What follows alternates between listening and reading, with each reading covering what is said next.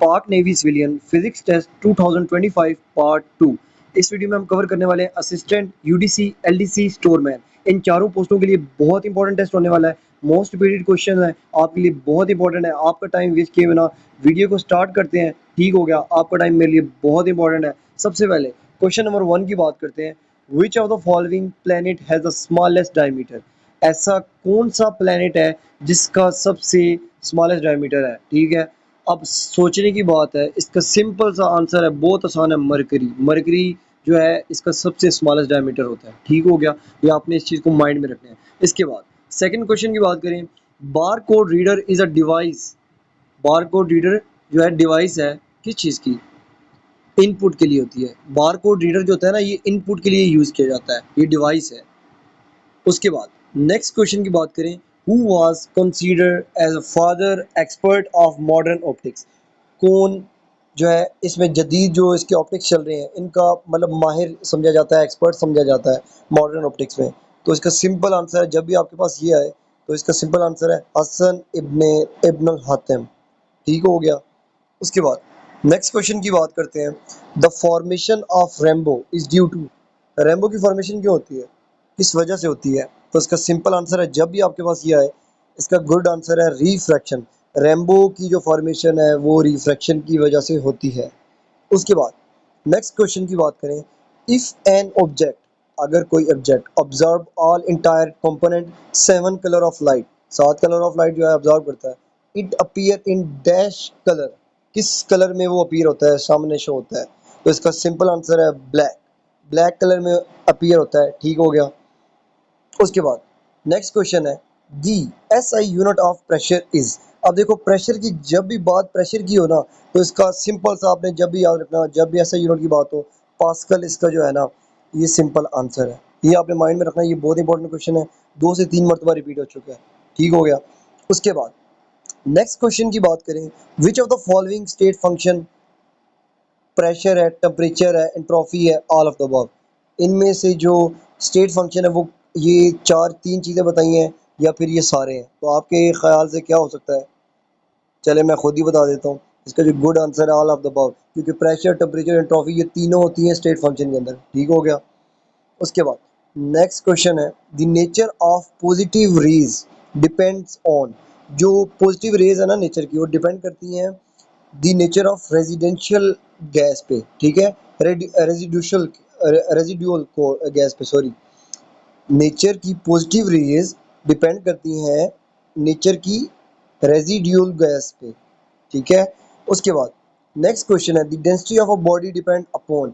जब भी ये क्वेश्चन आपके पास आए ना, density of a body, density of body की बात हो, तो आपने मैथ्स को कभी नहीं भूलना। ठीक हो गया। उसके बाद नेक्स्ट क्वेश्चन की बात करें। Displacement is an example of dash quantity. Displacement जो है एग्जाम्पल है किस क्वांटिटी की? Physical, chemical, scalar, vector. तो इसका सिंपल आंसर है वेक्टर। डिस्प्लेसमेंट जो है एग्जाम्पल है वेक्टर की। उसके बाद हम बात करते हैं volume. Volume is an example of dash quantity. अब वॉल्यूम की जब बात होगी तो हमने स्केलर को ही काउंट करना है। वॉल्यूम जो है ना एग्जाम्पल है स्केलर क्वांटिटी की। ठीक हो गया। उसके बाद नेक्स्ट क्वेश्चन की बात करें। The weight of an object in an elevator moving down with acceleration of 9.8 ms will become. कितना हो जाएगा? हाफ हो जाएगा, डबल हो जाएगा, अनचेंज हो जाएगा, जीरो हो जाएगा? तो इसका सिंपल आंसर है जीरो हो जाएगा। ठीक है। वेट ऑफ एन ऑब्जेक्ट, देखो जब ऑब्जेक्ट एलिवेटर में जब मूव करता है ना, तो वो अप डाउन होता है, तो उसकी एक्सेलरेशन जो है 9.8 के हिसाब से जीरो ही रह जाती है। ठीक हो गया। उसके बाद नेक्स्ट क्वेश्चन है। द यूनिट ऑफ रोटेशनल के ई मीन्स काइनेटिक एनर्जी कहते हैं is what? Red by second है, जे एस है, जे है, जे। तो जब भी काइनेटिक एनर्जी की बात होगी, आपने एक चीज़ माइंड में रखनी है, जॉल को अपने कभी भी मत भूलना, क्योंकि काइनेटिक एनर्जी का जो यूनिट है वो जॉल है। ठीक है, तो जब भी आएगा तो जॉल ही आपने याद रखना है। अभी ये यहाँ पे जे लिखा हुआ है, वैसे जे ओ यू एल भी आता है, एल ई भी आता है। ओके, तो आपने वो मार्क करना मत भूलिएगा। उसके बाद बहुत इंपॉर्टेंट क्वेश्चन है। 1 horsepower is equal to. 1 horsepower is equal to, जो हॉर्स पावर है वो इक्वल होती है 746 वाट के। ठीक हो गया, 746 वाट। नेक्स्ट वन है। The fourth state of matter is dash. Fourth state of matter जो है ना ये प्लाज्मा होता है। Fourth state of matter plasma होता है। इंपॉर्टेंट क्वेश्चन है, याद रखिएगा। नेक्स्ट वन है the largest planet of the solar system is. Largest planet जो है सोलर सिस्टम का कौन सा है, वो है जुपिटर। जुपिटर जो है सोलर सिस्टम का लार्जेस्ट प्लेनेट है। उसके बाद नेक्स्ट क्वेश्चन की बात करें, which is the coldest planet in the solar system. Coldest सबसे ठंडा प्लेनेट कौन सा है सोलर सिस्टम में। तो जब इसकी बात होगी तो ये आपका यूरेनस जो है और नेपटून जो है, नेपच्यून, ये दोनों जो है ना ये आपके सबसे कोल्डेस्ट। नेपच्यून और यूरेनस यूरेनस जो है ये ठंडे प्लेनेट है। ठीक हो गया, सियारे हैं। इसके बाद radar. Radar stand for, radar stand किससे करता है। ये शायद आपको ये आप नेवी में है तो आपके लिए इम्पोर्टेंट होगा। ठीक है, ये क्वेश्चन आता है, बहुत बार आता है, ये काफ़ी बार एयरफोर्स वालों के लिए भी आता है और ये रडार नेवी के लिए भी आता है। रडार जो है ये डिटेक्ट करने के लिए होता है, लेकिन आपके पास जो सिंपल आंसर आपको जब आए ना, आपने रेडियो डिटेक्टिंग और रेंजिंग के लिए, ठीक है, रेंज कवर करने के लिए होता है। और ये शायद आपने जंग के दौरान भी आपको थोड़ा आइडिया होगा, और वैसे भी किसी चीज़ को डिटेक्ट करना हो, किसी हेलीपैड को, किसी एयरक्राफ्ट जो कोई आने लगा हो, उनके लिए ये चीज़ें की जाती हैं। उसके बाद नेक्स्ट वन है which of the following is use to make cosmetic. इनमें से कौन सी चीज़ है जिससे कॉस्मेटिक बनती है। सल्फर से बनती है, पेट्रोलियम जेली से बनती है, वैक्स से बनती है, या नन ऑफ दिस से बनती है। तो इसका सिंपल आंसर है पेट्रोलियम जेली। जो कॉस्मेटिक का जो सामान है वो जो बनाया जाता है वो पेट्रोलियम जेली से बनता है। ठीक हो गया। उसके बाद नेक्स्ट वन की बात करते हैं, दी unit of mass is. Unit जो है मैस का वो है सिंपल, जब भी ये आए तो इसका जो सिंपल आंसर है वो किलोग्राम है। ओके हो गया। Which colour of cloth is a good reflector of heat. कौन सा कलर जो है क्लॉथ का गुड रिफ्लेक्टर है हीट के लिए। इसका सिंपल आंसर है जब भी ये है वाइट कलर जो है ना ये गुड रिफ्लेक्टर है हीट के लिए। देखो आपको ये शायद आपके बड़े भी कहते हो या फैमिली वाले भी कहते हैं, जब आप वाइट कपड़े पहनते हो ना आपको जो धूप है ना वो पड़ती नहीं है, धूप आपके ऊपर डायरेक्ट नहीं पड़ती। आप जब ब्लैक पहनते हो तो ब्लैक कपड़े को, ब्लैक ना सूरज को खींचता है उल्टा, वो आपकी बॉडी में हीट बनाना शुरू कर देता है। वो कपड़ा जो है वो कपड़ा ही ऐसा होता है कि वो हीट को खींचता है, और वाइट जो है रिफ्लेक्ट करता है, दोबारा से वापस भेजता है।